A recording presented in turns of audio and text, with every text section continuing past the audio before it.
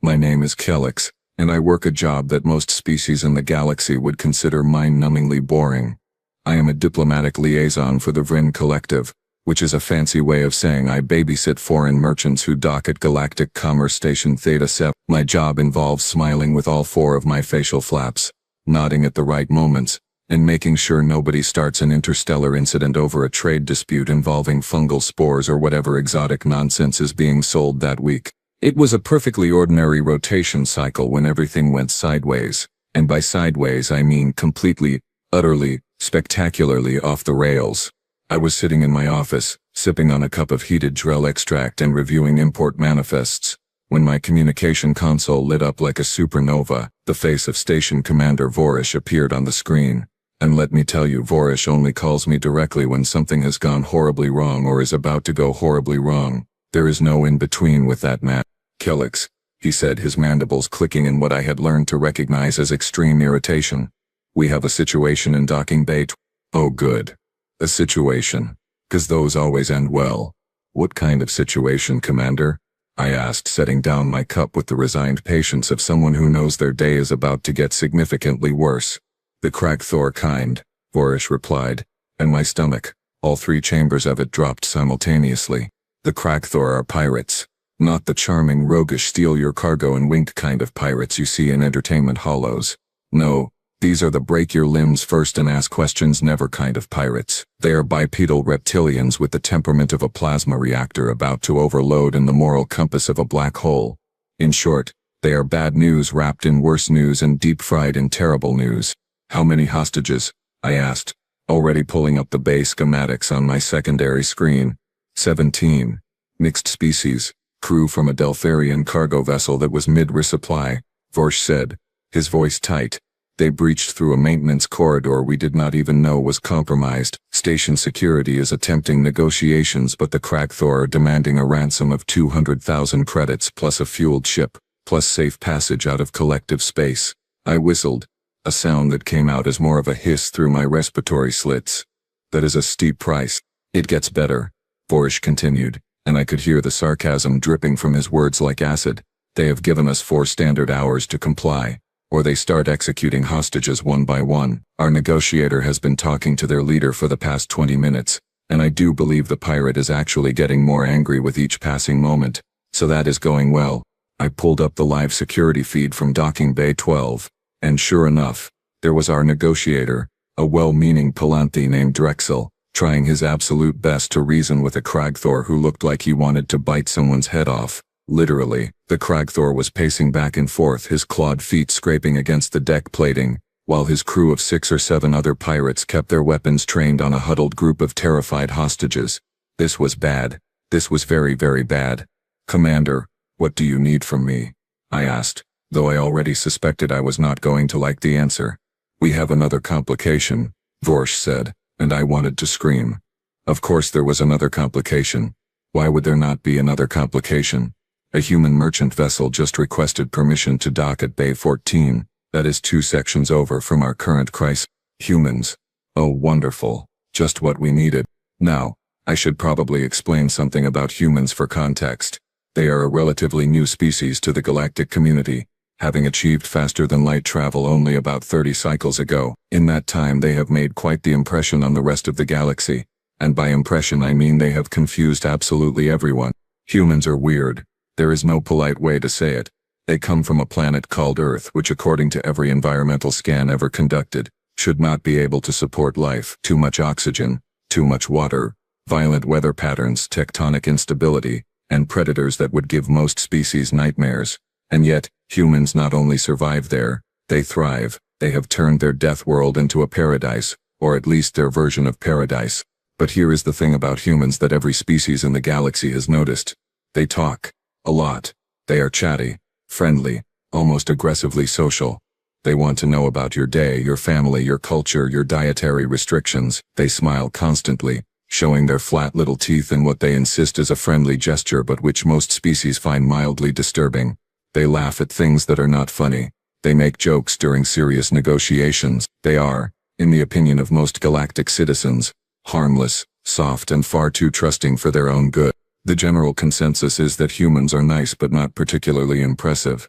Sure, they have decent technology and they are excellent traders, but in terms of physical prowess or tactical capability, most species consider them middle of the pack at best. Weak even. I had met a few humans before. They were pleasant enough if a bit exhausting with their constant questions and enthusiasm about everything. But dangerous? No. Nobody considered humans dangerous. You want me to manage the human merchants while security handles the hostage situation? I asked Vorish. Exactly. Keep them occupied, keep them calm, and for the love of the collective, keep them away from docking bay 12. The last thing we need is a group of civilian merchants panicking or worse trying to help, Vorish said.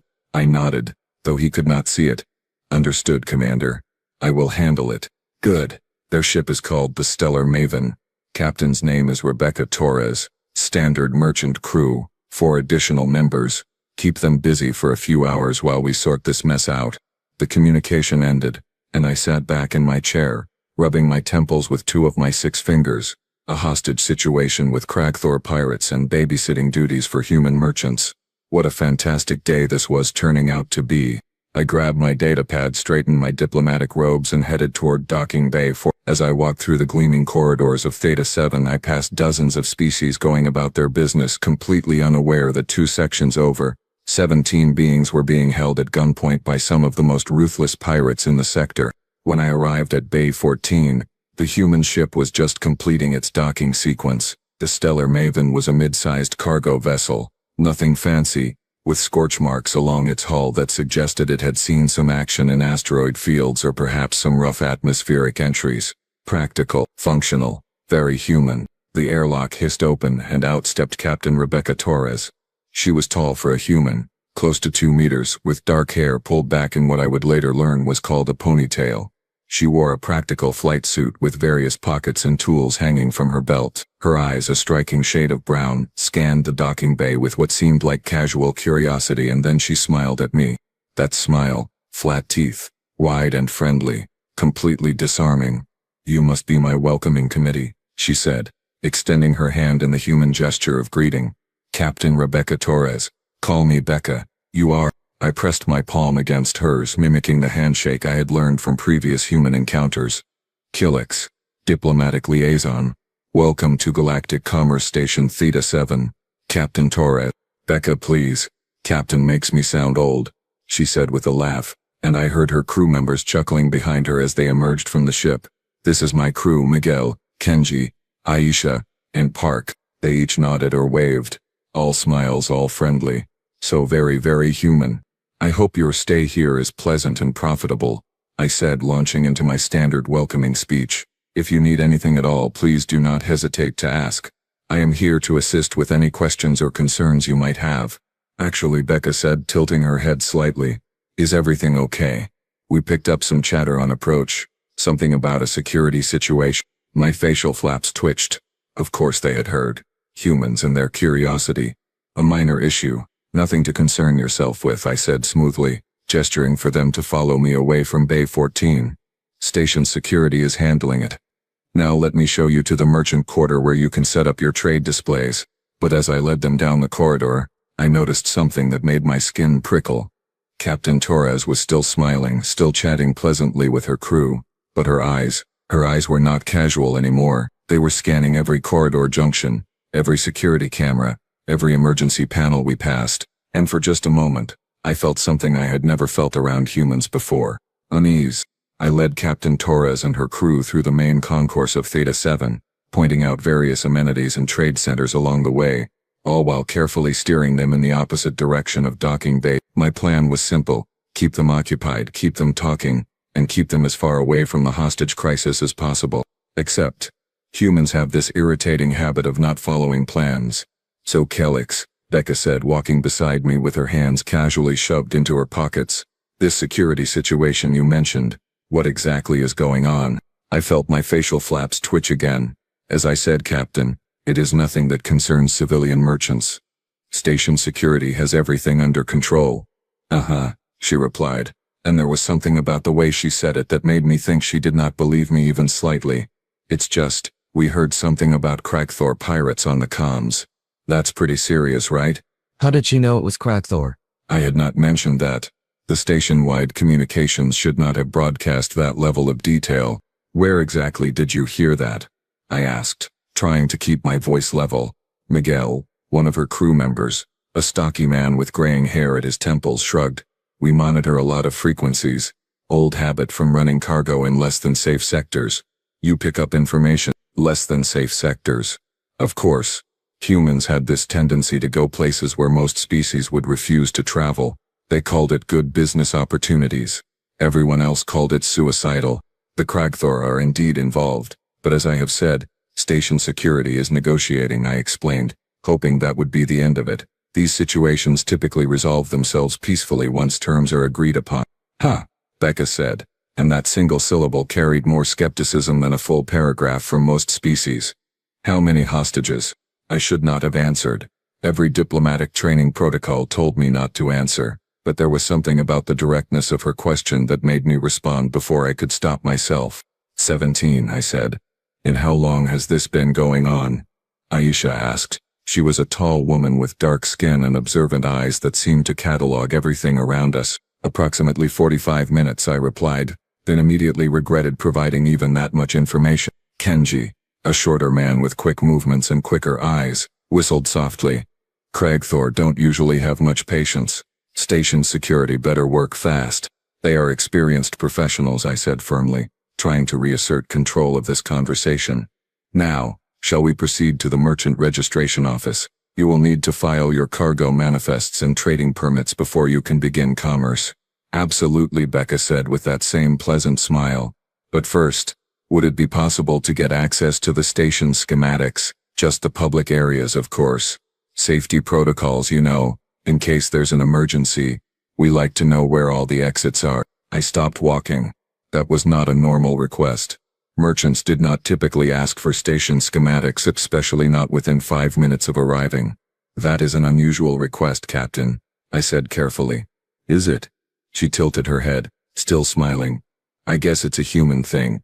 We're kind of paranoid about safety. Comes from growing up on a planet that's constantly trying to kill us. She said it, like a joke. But I noticed her crew was not laughing. They were all watching me, waiting for my response. And suddenly, I was very aware of how their positions had shifted. They were not clustered together like most merchant crews would be. They had spread out, each of them occupying a different point around me. Not threatening, not obvious, but definitely intentional. I can provide you with basic emergency evacuation routes, I said slowly, but detailed schematics require security clearance. That'll work, Becca said brightly. Just the basics. You know where the life support junctions are, main power conduits, ventilation systems, that sort of thing. Why would a merchant need to know where ventilation systems were located? Before I could respond, my communication device chirped. It was a priority message from Vorish. I held up one hand in apology and stepped a few paces away to take the call privately. Kelix, we have a problem, Vorish said without preamble, and his voice sounded strained. The Kragthor leader just rejected our counteroffer. He is demanding the full ransom amount, no negotiations, and he has moved up the deadline. We now have 2 hours. My blood went cold. Well, colder. Venner cold-blooded to begin with. What are you going to do? I asked quietly. We are trying to buy more time, but these pirates are getting agitated. I need you to keep those humans away from this section. The last thing we need is civilian casualties if this turns violent. Understood, I said and ended the call. When I turned back, all 5 humans were watching me. Their expressions had not changed, still friendly, still casual, but their eyes had grown sharp. Bad news? Becca asked. Nothing that concerns you, I said, perhaps a bit too quickly. Now let us proceed with your registration. But as we walked, I noticed the humans were exchanging glances. Not obvious, not dramatic, just tiny flicks of eye contact that seemed to communicate entire conversations. Park, the youngest of the crew, pulled out a handheld device and began tapping on it. Aisha had drifted closer to a wall panel and was studying the directory display. Miguel was looking up at the ceiling, counting something I could not identify. They were mapping the station, right in front of me, without even trying to hide it. Captain Torres, I said, injecting some authority into my voice. I must ask that you and your crew remain in the merchant sectors during your stay, for your own safety. Oh, absolutely, Becca said, nodding enthusiastically. We wouldn't want to get in the way, although if you don't mind me asking, Where exactly is the crisis happening? Just so we know which areas to avoid. There it was. The question I knew was coming. And once again I answered when I should not have. Docking Bay 12. But it is completely sealed off, so there is no danger to other sections. Good to know, she said, and I saw her glance at Kenji, who gave the tiniest of nods. What was that? What did that mean? We reached the merchant registration office and I was preparing to hand them off to the administrative staff when every communication device in the station simultaneously broadcast an emergency alert tone. It was the sound that meant something had gone catastrophically wrong. Vorsh's voice came through, tight with controlled panic. All station personnel, be advised. The hostage situation has escalated. The Kragthor have executed one hostage as a demonstration of their seriousness. Repeat. One hostage has been killed. All civilians are to remain in their current locations. This is not a drill. The merchant office went silent. Every being in the room, dozens of species from all over the galaxy, froze in shock and fear. Except the humans. I turned to look at Captain Torres and what I saw made my respiratory slits close involuntarily. She was not smiling anymore. Her face had gone completely blank, neutral, empty of all the warmth and friendliness she had displayed since arriving. Her crew had the same expression. It was like watching 5 switches flip simultaneously. One moment they were friendly merchants, the next they were something else entirely. Something I did not have a word for. Kelix, Becca said, and her voice had changed too. It was calm, flat, professional. I need you to tell me exactly how many pirates there are, what weapons they're carrying, and the exact layout of Docking Bay. I cannot give you that information, I said, taking a step back without meaning to. You are civilians. This is a matter for station security. With respect, Miguel said. And there was no respect in his tone at all. Station security just got someone killed. So maybe it's time for a different approach. You need to let us handle this, Aisha added, and the way she said it, it was not a request. Handle this? You are merchants. I protested, feeling panic rising in my chest. What could you possibly do that trained security forces cannot? Park looked at Kenji, then at Becca, and said something that made no sense to me at all. Ma'am, permission to go shopping? Becca's mouth twitched. Not quite a smile, but something close. Something cold. Permission granted, she said. Full clearance. No restrictions. The 5 of them turned and started walking away from the merchant office, moving with a purpose and coordination that made everyone in the room instinctively move out of their path. Wait, I called out, hurrying after them. Where are you going?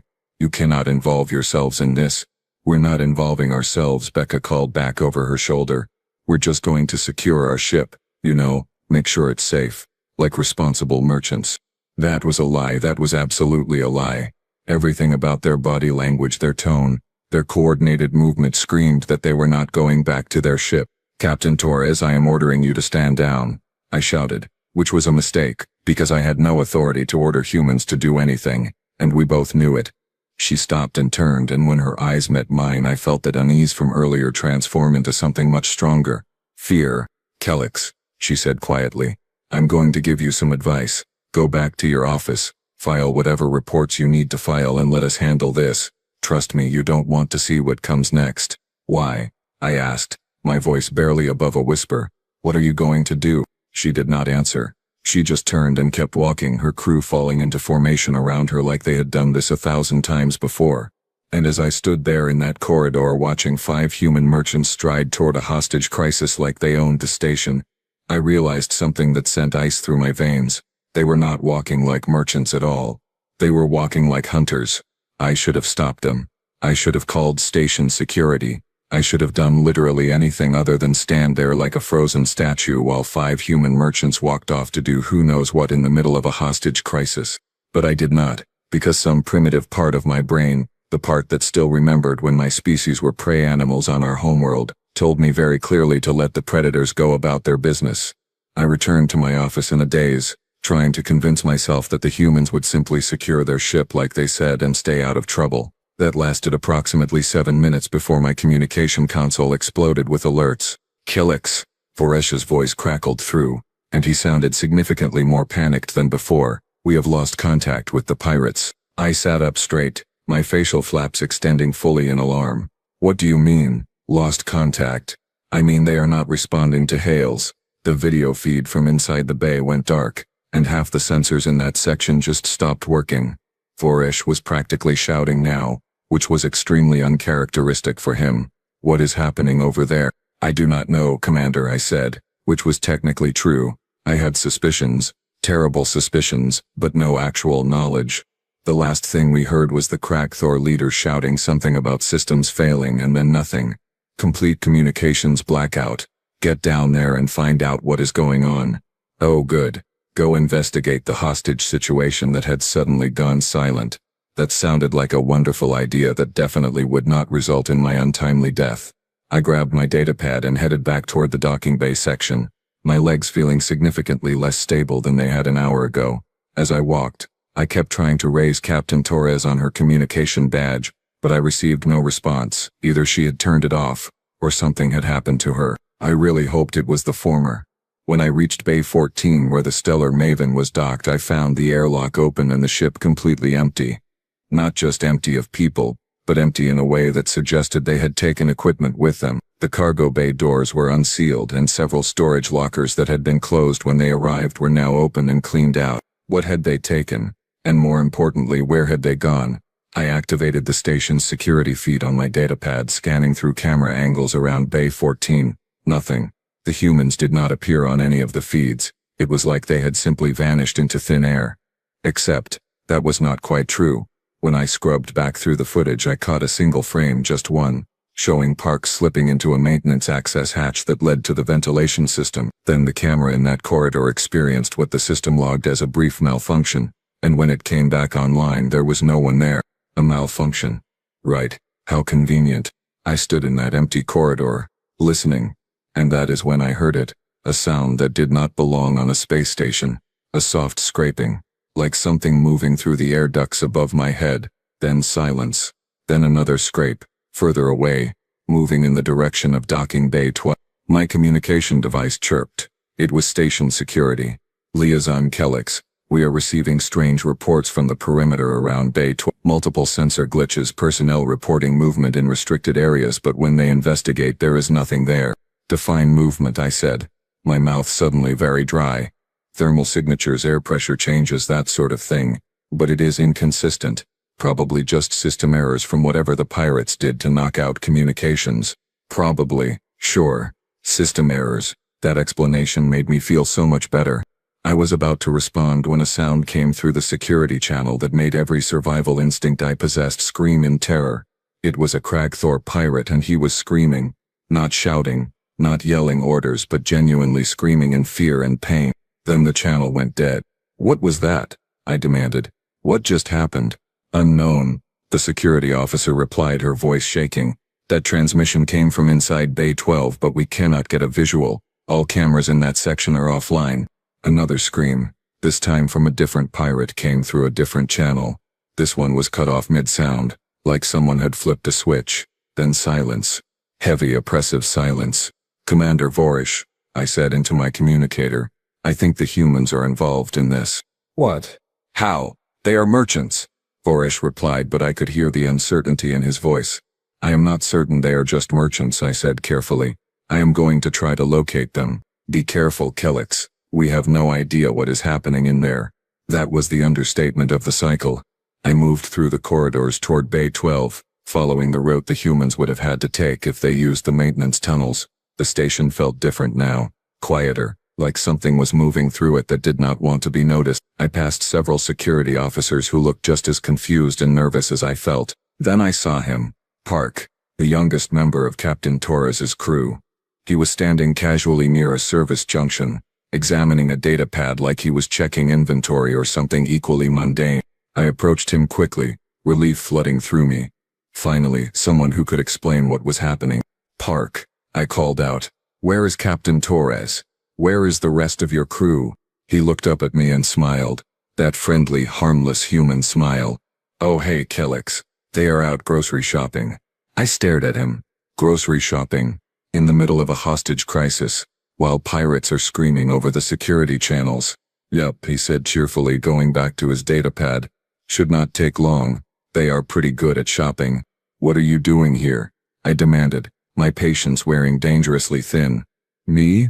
I am on overwatch. Making sure nobody interrupts the shopping trip. He tapped something on his datapad and I heard a series of clicks echo through the corridor. Also monitoring life signs, tracking movements, that sort of thing. You know, standard support stuff. Standard support stuff. For grocery shopping. Right. Another scream echoed through the security channel, this one sounding absolutely terrified, followed by a heavy thud and then nothing. Park glanced at his datapad and nodded. Miguel just cleared aisle 3. Good time. He is getting faster. Cleared aisle 3? What does that even mean? I asked, but Park just kept smiling. You should probably head back to your office, Kellex. This is not really a spectator-friendly event. Before I could respond, I heard something that made my blood freeze. It was the sound of claws scraping on metal, rapid footfalls, a Kragthor pirate running at full speed. He came around the corner ahead of us, his weapon drawn, his eyes wide with panic. He was not looking where he was going. He was looking behind him, running from something. He made it perhaps 5 meters before a section of the ceiling panel dropped down and Kenji fell on top of him like a stone from the sky. There was no fight, no struggle, no dramatic confrontation. One moment the pirate was running, the next he was on the ground, unconscious, and Kenji was already moving, dragging the body into a side corridor and zip-tying his wrists and ankles with practiced efficiency. The entire thing took maybe 4 seconds. Kenji looked up, saw me staring, gave a little wave and then vanished back into the ceiling through a maintenance hatch I had not even known was there. What? I said slowly. In the name of the collective was that? That was Kenji, Park replied helpfully. He is really good at verticality. Always has been. I think it is a parkour thing. A parkour thing, I repeated numbly. Yup. You should see Aisha though. She is doing the lower access tunnels. Way harder angles down there, but she moves like water. It is honestly kind of beautiful to watch. I could not form words.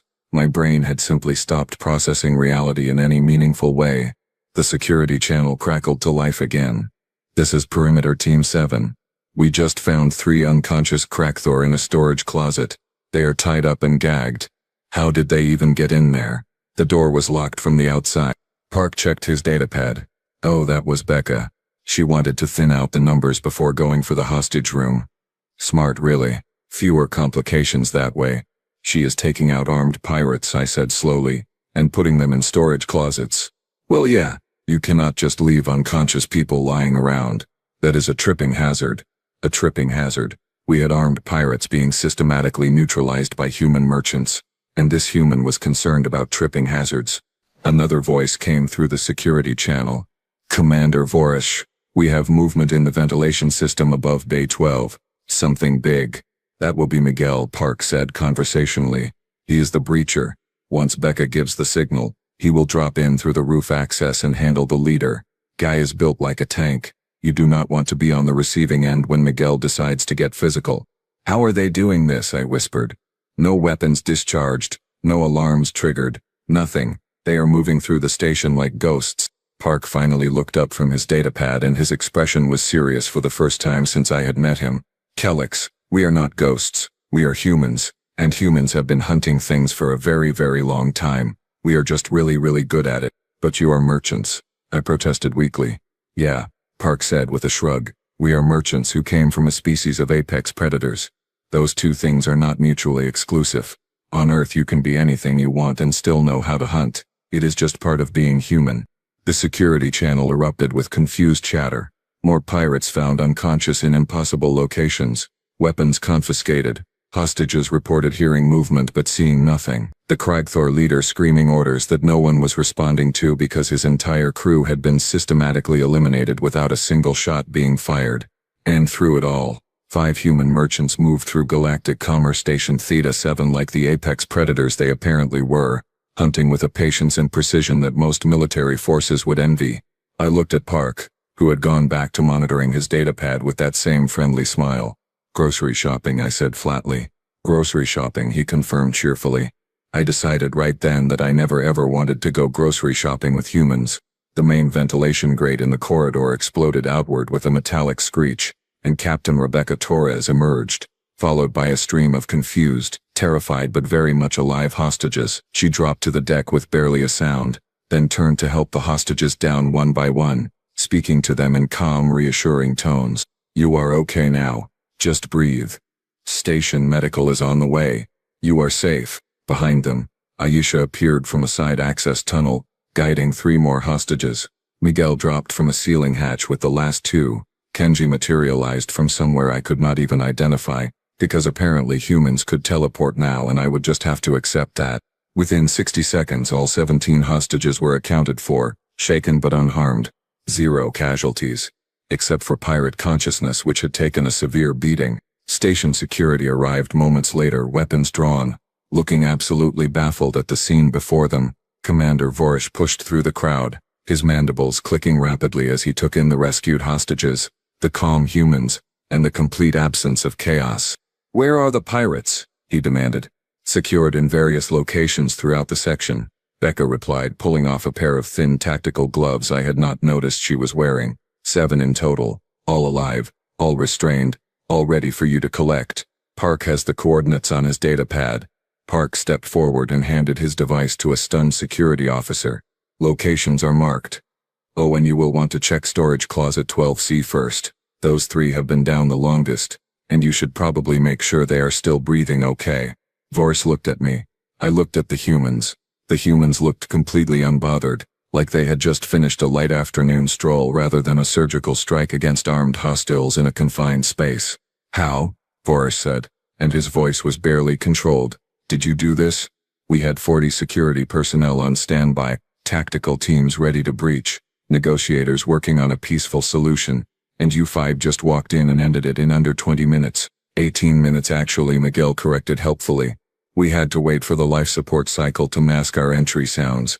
Added 2 minutes to the timeline. I found my voice finally. "Captain Torres, you owe us an explanation. Right now." Becca looked at me, and that cold, blank expression from earlier was gone. The friendly merchant was back, like flipping a switch. But now I knew what lay beneath that smile, and it was terrifying. "You want an explanation?" she asked. "Okay, here it is. Humans are persistence predators from a death world. Do you know what that means?" "I know Earth is classified as hazardous," Vorish said slowly.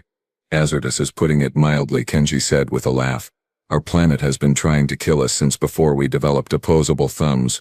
Predators, diseases, weather, geology, you name it. Everything on Earth is either trying to eat us or poison us or crush us. So we adapted," Aisha continued, picking up the thread seamlessly.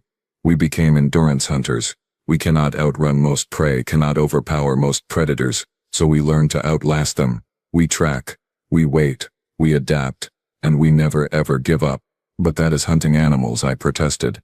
"This was a tactical military operation." "Same principle," Becca said with a shrug. "Humans have been hunting each other almost as long as we have been hunting animals. We have had thousands of years to perfect the art of warfare, ambush tactics, guerrilla warfare, psychological operations, asymmetric combat, you name it, humans have tried it. We have gotten very, very good at applying violence efficiently." "You said you were merchants," Vorish accused. "We are merchants," Miguel replied calmly. "I used to run a shipping company. Kenji was a cargo pilot.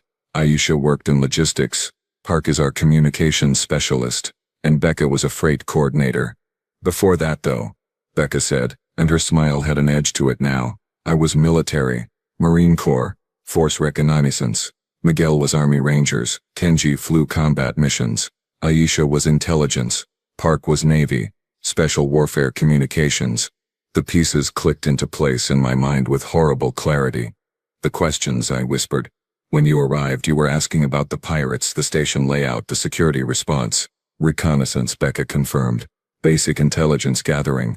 You answered every question we asked, Killix. You told us the threat assessment, the timeline, the location, the security posture. We had everything we needed before we even finished the welcome tour." "You were not being curious," I said, feeling sick. "You were targeting." "We were doing both," she replied. "Humans are excellent at multitasking." Vorish's mandibles were clicking so fast they were almost humming. "You infiltrated a secured section of this station, neutralized 7 armed hostiles, rescued 17 hostages, and caused 0 collateral damage, all without firing a single shot or triggering a single alarm. That should be impossible." "For most species, it probably is," Aisha said. "But humans spent millennia being the weak ones in the food chain. We learned to be quiet, to be patient, to strike from unexpected angles. We learned to use tools, to adapt our environment, to think 3 steps ahead. It is in our nature. The pirates executed a hostage, I said quietly, remembering the moment everything changed. That is when you stopped smiling. Becca's expression hardened. They made it personal. There is a difference between a business transaction gone wrong and murder. We do not negotiate with people who murder innocents. We stop them. With extreme efficiency, apparently, Vorsh muttered. Commander, with respect, your negotiators were doing their best, but they were operating under the assumption that the Kragthor wanted to negotiate, Miguel said. They did not. They wanted the ransom. Sure, but they were always going to kill hostages. That is what they do. So we adapted our approach. You hunted them, I said. We removed the threat, Becca corrected. Hunting implies sport. This was just problem solving with a very specific set of skills. Park grinned. Also, it felt good. Those guys were jerks. Medical teams arrived and began attending to the hostages. Security officers moved off to collect the unconscious pirates from their various storage locations. The crisis was over. Just like that, 18 minutes and 5 human merchants had accomplished what an entire station security force could not. I watched as the humans gathered their gear, casual conversation flowing between them like they had just finished running errands instead of conducting a hostage rescue operation. They were laughing about something Miguel said, teasing Kenji about almost missing a ceiling panel, completely at ease. Captain Torres, I called out as they prepared to leave. She turned back, eyebrows raised. Yeah? Why did you help? You could have stayed on your ship, stayed safe. This was not your problem. She looked at me like I had asked why water was wet. 17 innocent people were going to die if someone did not do something. We could do something, so we did. She paused, then added, that is also a human thing. We have this annoying habit of helping people, even when it is not strategically advantageous, especially then actually. Your species is absolutely terrifying, I said honestly. Yeah, she agreed cheerfully, but we are terrifying in your corner, not against you. Remember that, Kelix. Humans make really good friends and really bad enemies. The trick is figuring out which one you want us to be. With that, she and her crew walked away, already discussing trade routes and cargo manifests like the last 20 minutes had not even happened. Just 5 merchants, going about their business, leaving behind a station full of beings who would never look at humans the same way again. Commander Vorish stood beside me watching them go. I need to file a report about this, he said weakly. Good luck explaining it, I replied. I was here and I still do not believe it. What do I even say? That 5 human merchants infiltrated our station, conducted a precision military operation, and then went back to talking about shipping rates. You say that humans are not what we thought they were, I said quietly, and that we should probably start treating them with significantly more respect. Vorsh's mandibles clicked in what I had learned was his version of nervous laughter. The galaxy is not ready for this information. No, I agreed, but they are going to learn it anyway, because something tells me this is not the first time humans have done something like this, and it will not be the last. We stood there in silence watching the humans disappear around a corner, their laughter echoing back through the corridor. Friendly, helpful, terrifying humans. The galaxy had no idea what it had welcomed into the community. But it was about to find out. I spent the next 3 hours writing and rewriting my report to the Rin Collective. How do you explain to your superiors that everything we thought we knew about humans was catastrophically wrong? How do you put into words that the friendly, chatty, harmless merchants we had been casually dismissing for the past 30 cycles were actually apex predators who had simply chosen not to show their teeth? In the end, I settled for brutal honesty.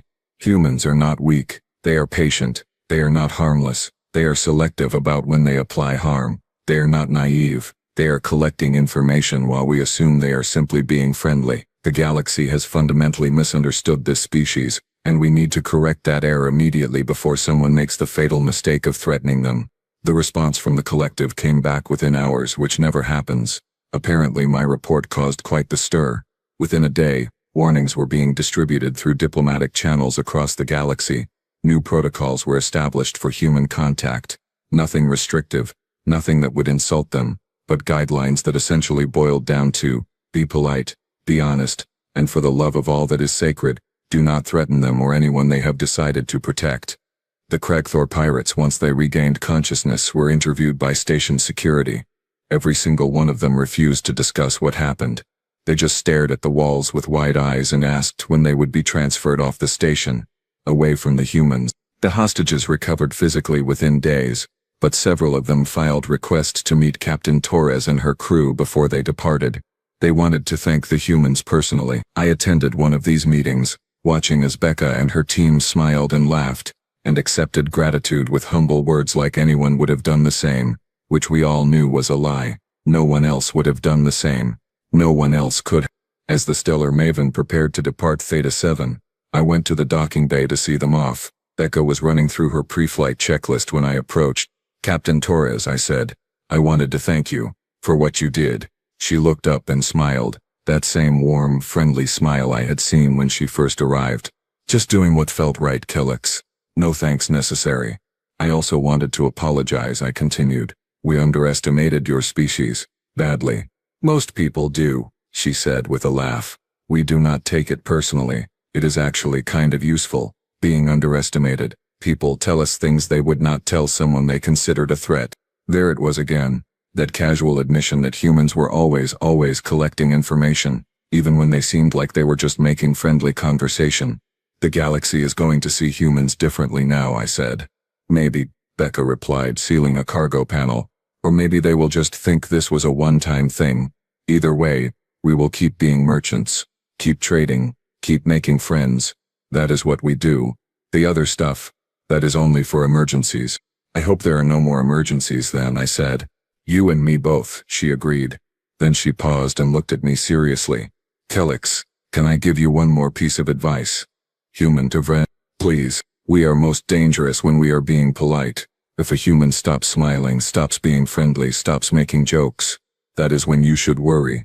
Because that means we have switched from social mode to problem-solving mode. And when humans decide something is a problem that needs solving, we are very thorough." I thought about the moment in the merchant office when her smile had vanished, the cold calculation that had replaced warmth, the systematic elimination of 7 armed pirates in under 20 minutes. Very thorough indeed. "I will remember that," I said quietly. She gave me a small salute, climbed aboard her ship, and within minutes, the Stellar Maven had undocked and jumped to faster-than-light speed, carrying 5 human merchants off to their next destination. I stood in that docking bay for a long time after they left, thinking about everything I had learned. Humans were not what we thought. They were something far more complex, far more capable, and far more dangerous than their friendly exteriors suggested. But they were also something else, something the galaxy desperately needed, even if we did not know it yet. They were protectors, hunters who used their skills to defend the weak rather than prey on them, apex predators who had chosen cooperation over domination. The galaxy was lucky humans had decided to be our friends. Because after seeing what they could do to their enemies, I never ever wanted to see a human stop smiling at me. That would mean I had become the problem. And humans were exceptionally good at solving problems.